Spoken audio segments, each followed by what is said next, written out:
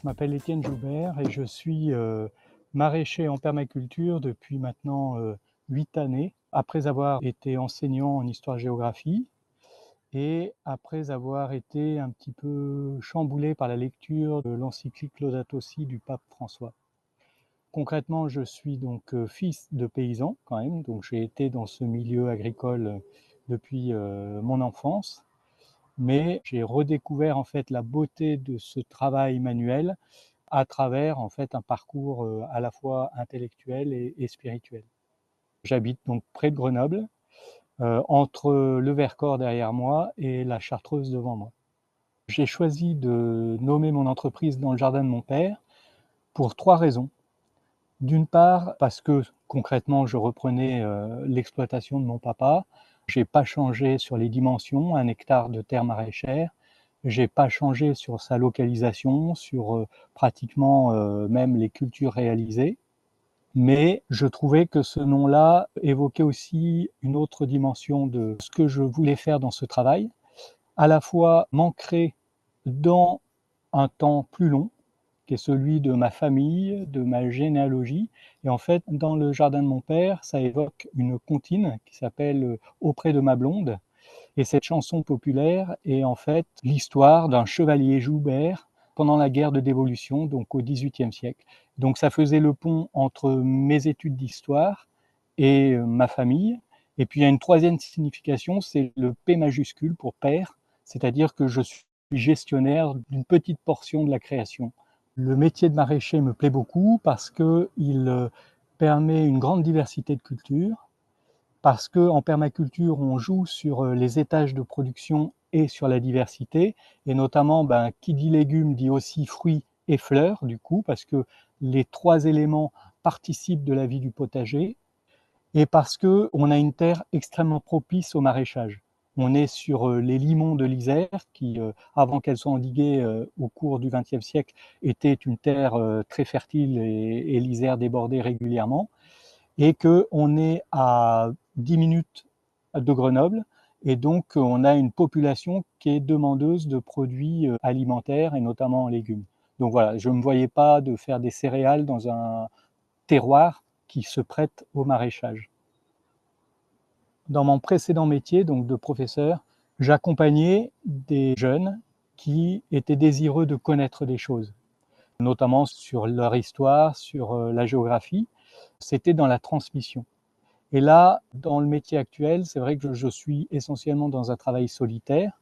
La transmission, elle se fait d'une autre manière, à la fois donc en recevant de nombreux stagiaires, en étant ouvert à toute personne désireuse de connaître un petit peu comment fonctionne la permaculture. Et puis aussi, elle se fait par le fait de transmettre des connaissances ou des observations que je peux faire à mes clients. Voilà, la transmission, c'est quand même l'élément moteur entre le précédent métier et le métier actuel. Mais c'est vrai que c'est un travail plus solitaire, et puis cette approche de la jeunesse, elle me manque parce que je trouve qu'aujourd'hui, la jeunesse, elle est quand même très préoccupée par ces questions environnementales, mais un peu de façon angoissée, alors que voilà, l'avenir est radieux, l'avenir est beau, à partir du moment où on sait se saisir du présent. C'est vrai que le métier de maraîcher est quand même un métier très calé sur les saisons et sur la durée des jours. Le temps de repos, si je puis dire, du maraîcher, c'est plutôt donc les mortes saisons, que sont la fin de l'automne et l'hiver. Et puis le printemps et l'été sont les périodes les plus intenses du point de vue du travail. On s'occupe différemment en fonction de ces saisons. Il y a du travail très en amont sur les graines, sur la sélection des produits, sur la commande, sur la gestion même de l'entreprise qui se fait plutôt sur les périodes plus calmes. Et puis, il y a un travail de plantation, d'entretien, de récolte. Donc, au cours de l'année, le travail est quand même très divers. Et puis, on envisage les journées un petit peu en fonction aussi des conditions météo. C'est vrai que parfois, il vaut mieux décaler un travail parce que la météo est mauvaise, plutôt que de vouloir à tout prix, parce qu'on a planifié de faire telle chose à tel moment, de s'entêter à faire ça alors que le résultat sera moins bon. Et puis, je coupe ma semaine en 3 temps. Les lundis, mardis, mercredis sont vraiment des journées de production, c'est-à-dire que je suis constamment sur ma ferme et je travaille au champ, voilà, soit pour de la récolte, soit pour un travail de préparation du sol. Les jeudis, vendredis, samedis sont plutôt destinés au marché, à la vente. Donc le jeudi, je prépare mon marché du vendredi, le vendredi après-midi, celui du samedi matin, et le dimanche, j'essaye de le sanctuariser un petit peu, d'être une journée de repos ou de visite, parce que c'est accessible en vélo et que beaucoup de clients sont intéressés de voir comment je produis. Le métier de maraîcher est un métier difficile dans la mesure où il repose sur une part d'incertitude. Incertitude liée aux aléas climatiques. C'est vrai qu'on a toujours un petit peu cette angoisse de savoir si la pluie va arriver, si quand elle arrive, elle ne va pas être trop violente, et puis comment envisager la saison qui vient. Et donc on fait des pronostics en se disant, tiens, cette année, je vais essayer de produire telle espèce de légumes, et ça répond ou pas à la réalité météorologique. Ensuite, l'autre difficulté du métier, c'est un peu lié, c'est cette difficulté à vraiment se projeter sur les gains que l'on peut espérer en termes de revenus, tout simplement. Faire un prévisionnel en matière agricole, c'est quand même très délicat, hein. C'est presque remplir une grille de loto parce que, bon, il y a des constances, mais il y a aussi beaucoup d'incertitudes. On joue forcément la prudence. On se dit qu'on peut réaliser tel investissement, mais il faut constamment se dire que la marge est étroite. Il faut être prudent. Si on ne veut pas rentrer dans cette logique d'entêtement et de surendettement et d'avoir recours aux banques. Il y a une difficulté parfois très concrète de l'affrontement des conditions climatiques. Je pense surtout en hiver, parce que moi je travaille toute l'année, parce que le sol est productif toute l'année, en fonction des variétés. En plus, quand elles sont très locales, eh bien, elles s'adaptent parfaitement aux conditions climatiques. Donc on produit toute l'année, mais c'est vrai que nous, en tant qu'hommes, on préfère travailler sous le soleil et pas trop chaud que sous la pluie et pas grand froid. Mais voilà, il faut y aller tous les jours parce que le jardin n'attend pas. Alors beaucoup de choses réjouissent mon cœur et mon âme en tant que maraîcher, dans la mesure où les joies sont quand même nombreuses. Les joies, eh bien, c'est déjà de voir qu'une petite graine peut donner des fruits fabuleux ou des légumes surprenants, et que ce cycle de la nature, il est magnifique, parce qu'on a à travailler, à faire sa part, mais ensuite il y a beaucoup de choses qui nous échappent, et ce qui nous échappe nous émerveille souvent. L'autre chose, c'est qu'on a quand même aussi le retour de nos clients. C'est-à-dire que le consommateur, chaque semaine, quand je retourne au marché et que la semaine précédente, il m'avait acheté telle ou telle chose et qu'il me dit que c'était fabuleux, que voilà, il associe l'achat de tel ou tel produit à une petite anecdote familiale ou amicale, eh bien, c'est très touchant. Et pour moi, c'est vraiment, on va dire, le retour sur investissement. C'est ma petite bouée d'oxygène chaque semaine quand voilà, les difficultés peuvent se trouver là. Eh bien, on sait que généralement, le retour de marché est toujours intéressant. C'est aussi le fait de rencontrer beaucoup de gens. C'est un métier qui m'a amené finalement à lier des partenariats, à m'intéresser aussi à des sujets sur lesquels je n'étais pas forcément tout à fait au point, et donc je me suis formé. Donc ces journées de formation sont aussi des rencontres fabuleuses. Et puis aussi, c'est le fait d'être au contact de la nature avec les quelques animaux que j'ai. On a tous l'expérience de situations un peu solides qui peut se produire quand il y a des animaux sur une ferme. Un exemple d'émerveillement concret que j'ai pu éprouver cette année, c'est le fait de faire pour la première fois une variété de concombres. Souvent, je me lance en fait en début d'année des petits défis, de faire des produits que j'ai rarement faits ou qu'à travers des lectures j'ai pu découvrir. Et donc là, cette année, j'ai découvert l'existence de concombres mexicains qui ressemblent à des petites tomates cerises que l'on consomme comme une tomate cerise, mais qui est un concombre, donc un petit peu vert, zébré jaune. Donc j'ai fait l'acquisition de ces graines, j'ai fait pousser ça durant la fin d'hiver et le début du printemps. J'y ai mis en terre donc au courant du mois de juin, et j'ai eu mes premières récoltes au cours de l'été. Et mon seul regret, ça a été de ne pas en faire assez, parce que c'est excellent, que c'est très beau à voir et c'est très apprécié. Alors la permaculture, on la définit souvent comme étant un mode d'aménagement du territoire écologique qui vise en fait à créer des systèmes stables et autosuffisants. Donc ça, c'est la définition un peu savante, mais qu'est-ce que ça représente derrière? Tout d'abord, c'est un mode d'aménagement parce que l'homme intervient sur un territoire donné, mais cette intervention de l'homme, elle va se faire en respectant le rythme de la nature, les compositions de ce sol, et elle va viser, par cet aménagement, à créer un système stable, c'est-à-dire qui va être résilient, où le légume va pouvoir se défendre de lui-même sans qu'on intervienne trop. Il y a un principe en permaculture qui dit que ce que la nature peut faire, on lui laisse faire. Un système stable, c'est un système qui va affronter les difficultés par lui-même. Et l'homme n'est là que par l'observation pour se dire là, il y a un moment, il y a un besoin d'une aide extérieure. Cette aide extérieure, on va essayer de la trouver soit par une intervention de l'homme, soit par des auxiliaires de culture, que peuvent être des insectes, que peuvent être des animaux, que peuvent être l'apport de tel ou tel fumier, amendement, compost, etc. Et autosuffisant parce que l'idée, c'est de produire des choses qui vivent par eux-mêmes. C'est-à-dire qu'on va favoriser, par exemple, les légumes vivaces plutôt que des annuels, parce que la plante vivace, c'est excellent. Ça revient chaque année. On est là simplement pour savoir qu'à cet endroit-là, il y a quelque chose. Ça a pu disparaître pendant 6 ou 8 mois de l'année, mais on sait qu'il y a quelque chose là dans le sol qui va réémerger à un moment donné et qui va donner quelque chose naturellement. Donc on va accompagner cette croissance, ce cycle-là. Et c'est un système du coup qui est productif parce qu'on vise à produire des choses très diverses. On sait qu'on ne jouera pas sur la quantité, mais par contre on pourra jouer sur la qualité du produit et sur cette diversité incroyable que peut contenir un hectare de terre maraîchère. Un exemple de légumes qui fonctionne bien en permaculture, comme je le disais, c'est tous les légumes vivaces, comme les artichauts, les asperges, les différentes salades comme les chicorées, l'oseille, voilà, et puis toutes les aromatiques. Donc tous ces produits, en fait, ils sont là sur le sol. On sait qu'on les a placés à tel ou tel endroit sur notre potager et ils vont un peu structurer l'organisation de notre jardin.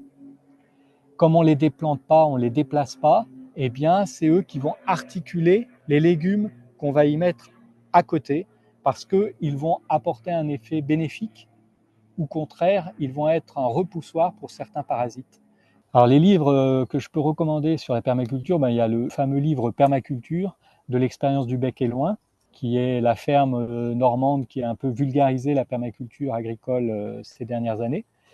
Mais sinon, de façon très concrète, il y a toutes les éditions de Terre Vivante qui ont une approche très intéressante, très ludique et très abordable de cette question de comment produire, avec quoi et à quel moment.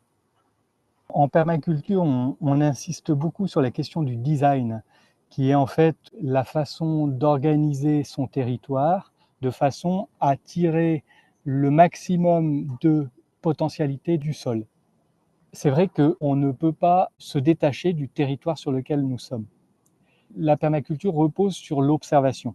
C'est l'élément principal. Cette observation, elle consiste à regarder justement ce que le territoire a en propre. Il y a des caractéristiques propres au territoire sur lequel on se trouve, montagnard, océanique, etc. Bon, ça, c'est les grands éléments du climat, des vents, des jours d'ensoleillement, des heures d'ensoleillement, etc., etc. Mais il y a une analyse plus fine, propre à chaque espace. Une anecdote, mon papa, quand il s'est installé sur ses terres, il a choisi sa terre avec son papa, qui était lui-même maraîcher, et ils avaient le choix entre deux territoires.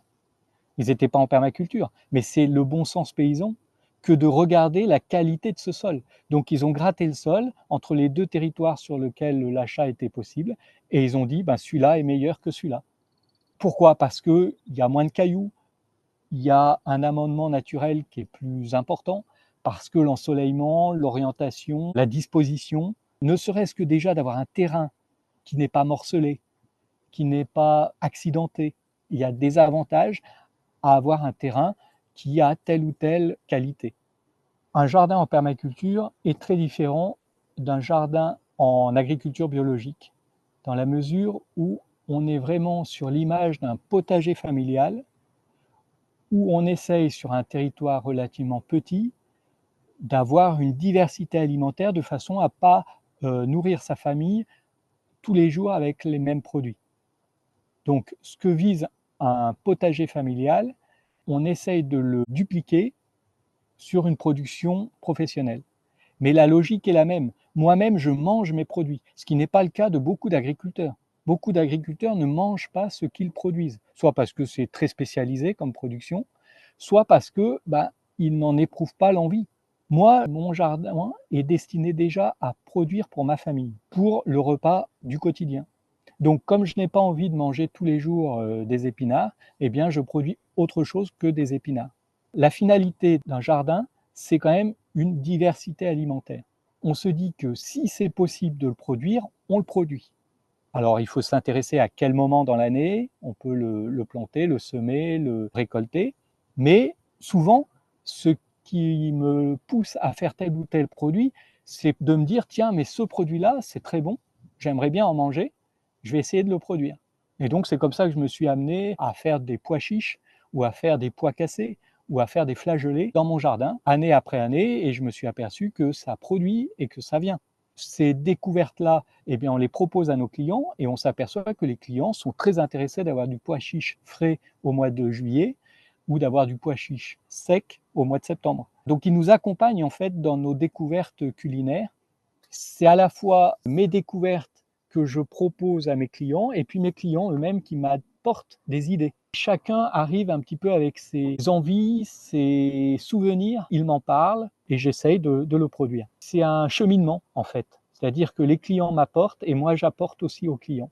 Et du coup, ils comprennent bien que les légumes que je produis, eh bien, il y en a quelques-uns qui sont très gros, d'autres très petits, puis il y en a des biscornus et d'autres plutôt de forme allongée. Ils se disent finalement que c'est comme s'ils avaient fait la cueillette dans leur propre petit jardin. Il y a beaucoup de discussions sur un marché. C'est un temps où les gens discutent, échangent, se proposent des recettes, etc.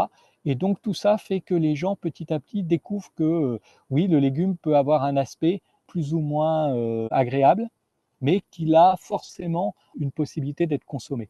C'est très important aussi de découvrir ça, c'est que le légume a son cycle et que comme on ne mangerait pas un jeune poulet de la même manière qu'une vieille poule, eh bien, on va consommer un légume différemment au début de son cycle et à la fin de son cycle. Mais à la fin de son cycle, le légume est consommable pour autant.